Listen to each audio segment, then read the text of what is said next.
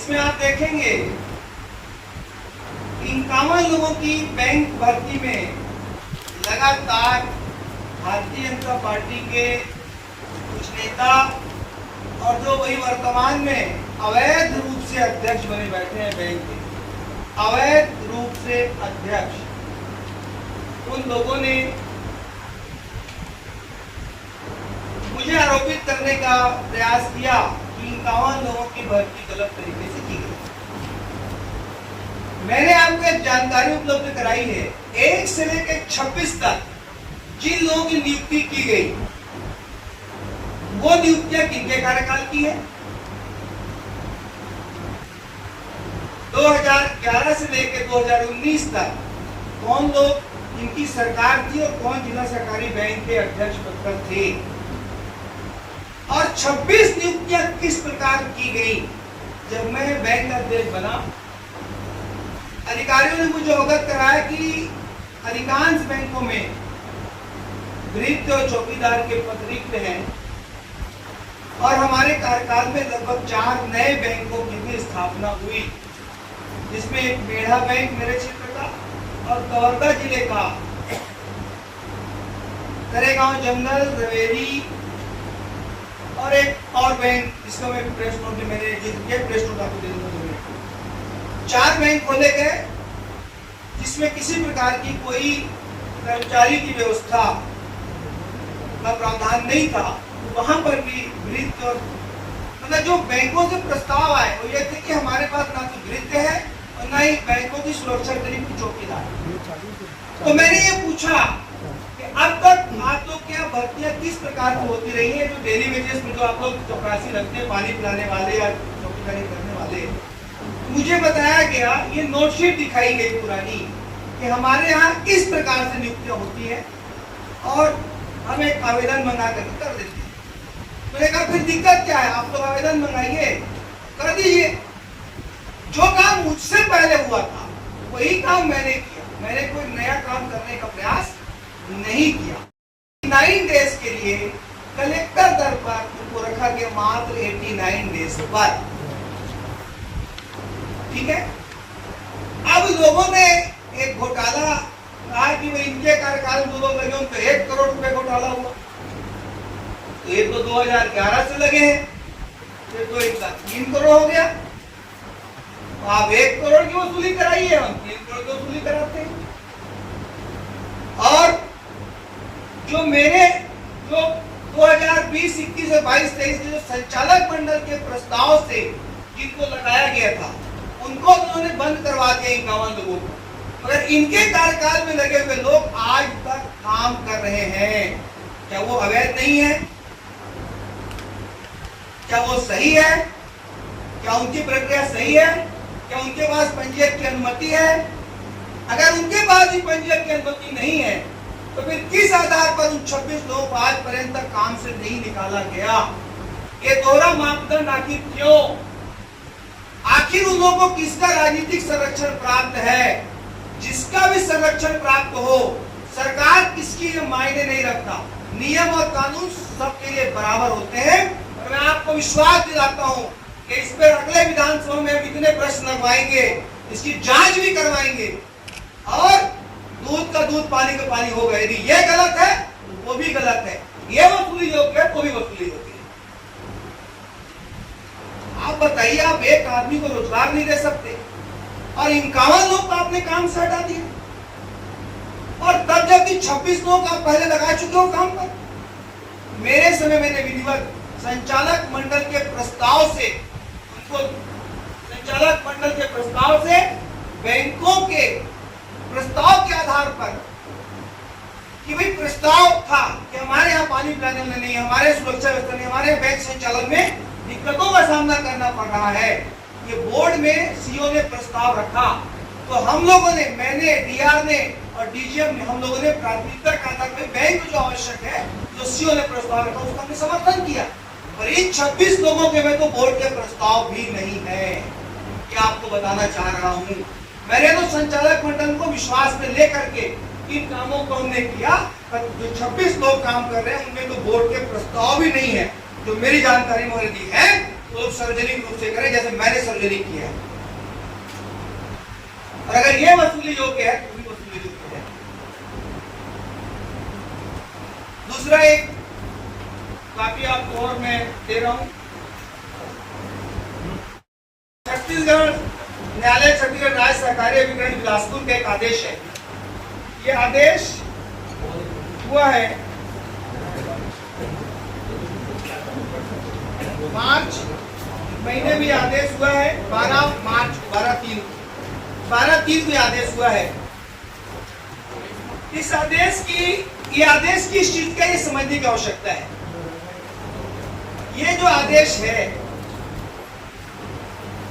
जब सचिन बघेल की संचालक मंडल की रिजर्व बैंक ऑफ इंडिया में शिकायत हुई अनियमितताओं की, वित्तीय अनियमितताओं की, उस वित्तीय अनियमितता के आधार पर जब बैंक को पनिश भी किया गया, उस आधार पर उस संचालक मंडल को सरकार ने भंग किया। जब उनको भंग किया तो उस समय उनका 14 महीने का कार्यकाल बाकी था। अब आप सब जानते हैं कि कोई भी निर्वाचन का जो कार्यकाल होता है वो 5 वर्ष की उसकी अवधि होती है। अगर उस अवधि में किसी को सरपंच हो या जनपद हो या कोई भी पद हो, यदि उसको किसी मामले में दोषी मानते हुए निलंबित किया जाता है, तो क्या अब अगला चुनाव हो गया, अगली बॉडी बैठ गई, तो क्या पिछले कार्यकाल अगर उसको मतलब अगर स्टे मिलता है तो क्या वो उस अपना कार्यकाल वापस लेगा? मिल सकता है, मिल सकता है। मान लो आप सरपंच हो, आप 2015 से 20 के लिए बने और आपको 18 में 6 महीने की निलंबित किया गया, तो पर 20-21 में चुनाव हो जाएगा नया, तो क्या आप दूसरे सरपंच आके बोलोगे मेरे 6 महीने बाकी है? हुआ? ऐसा हो सकता है? इसमें गलत, इसमें हुआ है, हुआ नहीं, करवाया गया है। ये कैसे हुआ है? ये एक आदेश के तहत कि जब उस आदेश को लेकर के पहुंचे, प्रेस नोट को बांटो, सिर्फ प्रेस नोट को बांटो, ओनली प्रेस नोट, उसको ये 25/5/21 को जो आदेश हुआ था उसके विरुद्ध ये 78 धारा 78(1) का छत्तीसगढ़ सहकारी सोसाइटी अधिनियम 1960 के अंतर्गत प्रथम अपील प्रस्तुत की गई। इस अपील के संबंध में ये आदेश पारित किया गया, जिसमें यह कहा गया कि अब आप 22 नंबर को देखिए सब लोग, 22 नंबर लास्ट पेज, 22 नंबर। अपीलार्थी गण ने अपने अपील ज्ञापन में पूर्व पद पर स्थापित करने का अनुतोष चाहा। अभिकरण इस मत निष्कर्ष की है कि शासन एवं सक्षम अधिकारी नियम अनुसार निष्कर्ष ले सकते हैं। सभी अपीलार्थी ने इस बाबत नियम अनुसार कार्रवाई करने को स्वतंत्र, इस बात अभिकरण अधिकार की स्थिति में नहीं है। 22 नंबर सब लोग एक बार पढ़ेंगे, प्रेस नोट दे दो रवि साहू, और वो दूसरा नंबर देना कागज, वो कागज बाद में ध्यान से देखेंगे। अपीलार्थीगण ने अपने अपील ज्ञापन में अपने पूर्व पद पर स्थापित करने का अनुतोष चाहा है। अभिकरण इस मत और निष्कर्ष की है कि शासन एवं सक्षम प्राधिकारी नियमानुसार निष्कर्ष ले सकते हैं और संबंधित यहाँ अपीलार्थीगण इस बाबत नियमानुसार कार्रवाई करने को स्वतंत्र है। इस बाबत यह अभिकरण अधिकार युक्त स्थिति में नहीं है। मतलब ये जो आदेश था, ये कहीं से भी सचिन बघेल को अध्यक्ष बनाने का आदेश नहीं है। इस आदेश को लेकर उनको जाना चाहिए था पंजीयक के पास, पंजीयक के पास। पंजीयक ये निर्णय लेते कि आपका टेन्योर निकल चुका है, अब समय अवधि निकलने के बाद आपको मिलना चाहिए या नहीं मिलना चाहिए, और यदि मिलना चाहिए तो वहां से आदेश जारी होता, जो कि मेरी जानकारी में आज पर्यंत तक आदेश जारी नहीं हुआ है। और बिना पंजीयक के आदेश के किस प्रकार माननीय कलेक्टर महोदय ने, जो अपने प्राधिकृत अधिकारी थे जिला सहकारी बैंक के, उन्होंने किस प्रकार उनको प्रभार सौंपा, ये बहुत बड़े जांच का विषय है। एक ऐसी संस्था जो 3000 करोड़ की संस्था है, वहां पर गलत तरीके से संचालक मंडल को बैठाया जाता है और संचालक मंडल बैठ के पहली बैठक में कितने सारे गलत निर्णय लिए गए हैं, कितनी वित्तीय अनियमितताओं के निर्णय लिए गए हैं, मैं आपके माध्यम से बताना चाहता हूं। क्योंकि संचालक मंडल पूरी तरह से अवैध है, अतः उनके द्वारा लिए गए सारे निर्णय अवैध हैं। यदि दम है सचिन बघेल में, तो कल इस आदेश पर प्रेस कॉन्फ्रेंस करे और जवाब दे और रजिस्ट्रार की अनुमति का कागज आपको दिखाए, और नहीं तो उसको 1 मिनट भी जिला सरकारी बैंक में सीढ़ी में पैर रखने का अधिकार नहीं है। और अभी भी सरकार जाने से कुछ नहीं होता। हम लोग इस मामले को विधानसभा में उठाएंगे और मैं इस मामले को हाई कोर्ट और सुप्रीम कोर्ट तक लड़ूंगा।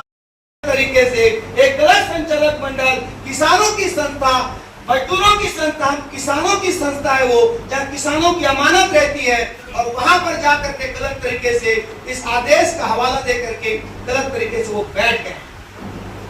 ये बहुत गंभीर मामला है। और ये क्यों किया गया? क्योंकि ये आदेश 12/3 का था। ये रजिस्ट्रार के पास जाते तब तक आचार संहिता प्रभावशील हो जाती। इस डर में 12 को ऑर्डर हुआ और 2-3 दिन के अंदर तड़ उन्होंने कार्यभार ग्रहण कर लिया। ये कितना बड़ा आपराधिक कृत्य सचिन बघेल के द्वारा किया गया। अरे आपका कार्यकाल निकल चुका था, निकले हुए कार्यकाल वापस नहीं आया करते। और इसमें कहीं पर भी ये नहीं लिखा है कि आपको पुनः पद पर स्थापित किया जाता है। आप सब पढ़े लिखे लोग हैं, इस ट्रिब्यूनल के आदेश को आप पढ़िए। इसमें कई लोग वकील भी होंगे, और जो न हो वकीलों से एक बार परामर्श कर सकते हैं। ये आदेश ट्रिब्यूनल का आदेश है साथियों। ये 2 महत्वपूर्ण चीजें मैंने रखी। और तीसरी एक महत्वपूर्ण चीज, मेरे ऊपर एक आरोप लगाया गया कि मैंने जमीन कब्जा की है। जमीन कब्जा की है। एक आदरणीय नेताजी ने प्रेस कॉन्फ्रेंस करके कहा कि मैंने जमीन कब्जा की है। साथियों, मैं आपके माध्यम से एक घोषणा करना चाहता हूं, अगर मैंने किसी किसान की 1 इंच जमीन कब्जा की होगी तो उसको 1 डिसमिल दूंगा, और 1 डिसमिल की होगी तो 1 एकड़ दूंगा। मैंने पूरे राजनीतिक जीवन में 1 इंच भी अवैध जमीन कब्जा करने का काम किसी का नहीं किया। यह आरोप पूरी तरह से मेरे ऊपर निराधार और गलत आरोप लगा है। परंतु जिन नेताजी ने जमीन कब्जा करने की बात कही है, किस कंपार्टमेंट के फॉरेस्ट के कितनी जमीन उन्होंने कब्जा की है, इसी सरकार में न पाऊंगा उस जमीन, इसी सरकार में जमीन नपेगी।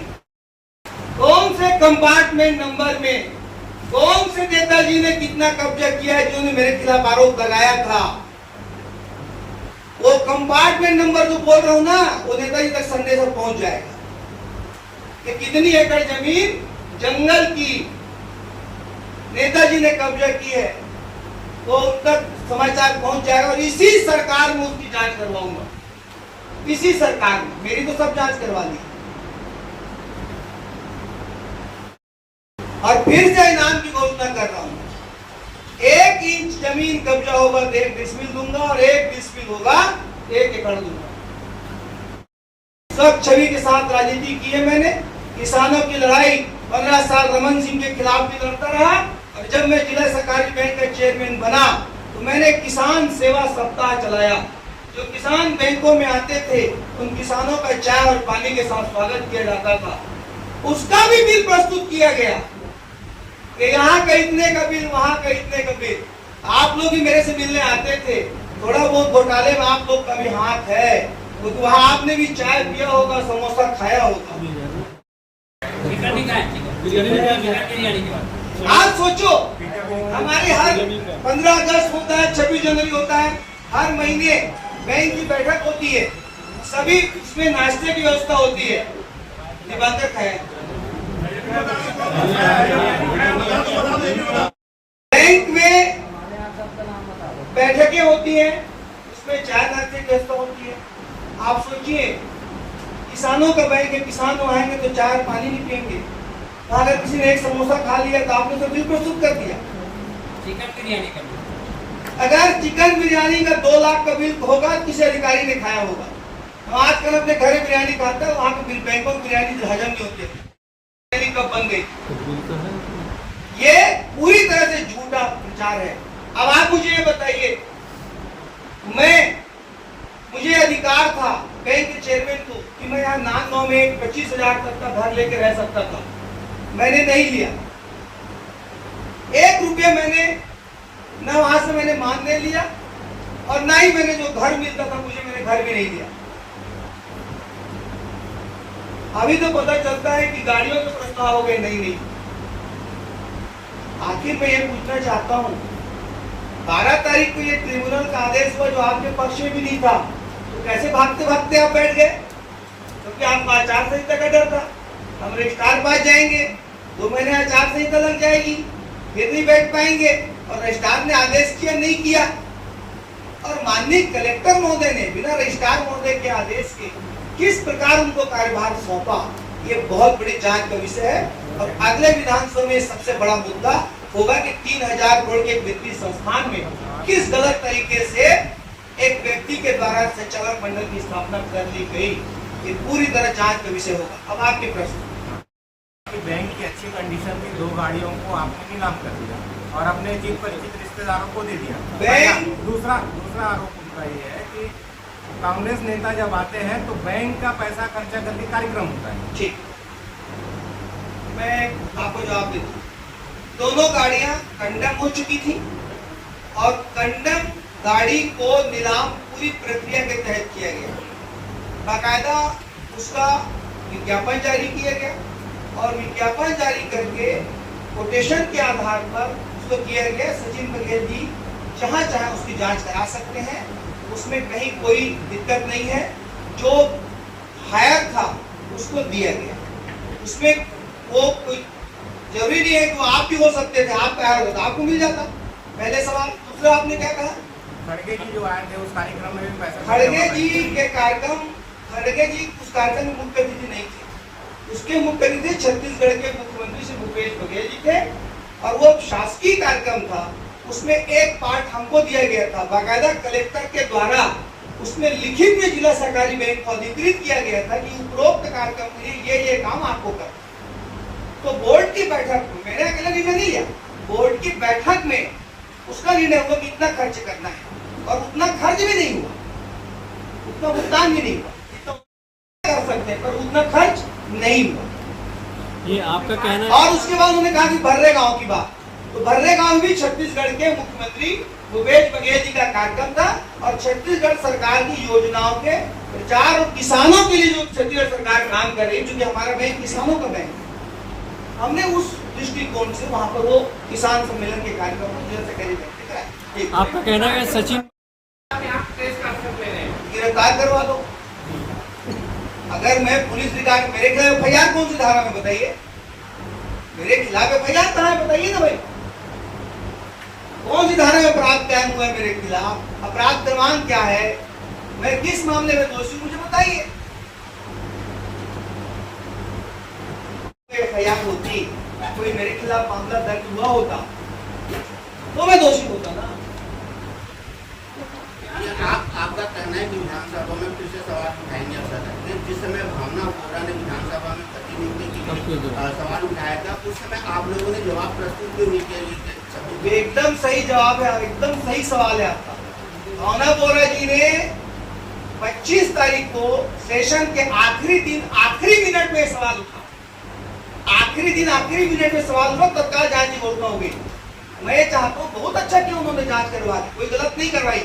तो जांच अगर 20, 21 और 22, 23 की हो रही है तो 11 से 19 तक की जांच क्यों नहीं होना चाहिए? होना चाहिए कि नहीं होना चाहिए? अगर ये गलत है तो वो सही है क्या? तो ये एक कालखंड की जांच करोगे आप और दूसरे कालखंड को छोड़ दोगे और दोनों में ही काम हुआ है, एक ही प्रक्रिया हुआ है। मैंने तो बोर्ड से किया है, संचालक मंडल विश्वास ने किया है, वहां तो मौखिक आदेश को 26 रख लिए गए, आज तक नहीं निकाले गए, आज तक उनको भुगतान किया जा रहा है। जी जैसे बहुत सारी बातें बताया आपने, गाड़ी हो गई बहुत सारी, जैसे ये लोग बैठे हैं ट्रिब्यूनल के साथ, जैसे वो आप बताएं कि पॉलिसी है गलत है, तो आप पे जैसे जो सत्ता सरकार के लोग बैठे हैं आक्रमण कर दिए, तो आप भी वहाँ बैठे हैं, तो काफ़ी लंबे चौड़े कागज को खंगाल कर रखे होंगे, तो उनकी पोटली निकालोगे क्या, जन्म कुंडली जो पहले कर चुके हैं? देखिए एक चीज बता दें, जन्म कुंडली अगर मुझे निकालना होता, नहीं आपकी नहीं बोला मैंने, उनकी जन्म कुंडली निकालना होता, लंबे समय तक बैठे हैं, ठीक है, तो ये लोग तो बहुत बिलो लाइन में जाकर राजनीति कर रहे हैं। इस तरह से राजनीति होती नहीं है जिस तरह से कर रहे हैं। और अब तो सब चीज खुली किताब रहती है। अब आप इतना समझ लीजिए, केवल एक बैंक नहीं, हर माह सरकार को 5 साल आपको चलाना है, सड़कें आप बनाओगे, ठेके आप लोगे, रेत आप चोरी करोगे, सब आप करोगे, तो सब जगह नवाज खान को सामने खड़ा पाओगे। ये वही नवाज खान है तो 15 साल भी रमन सिंह के समय विपक्ष की राजनीति किया हूँ, और एफआईआर से तो मैं डरता हूँ नहीं।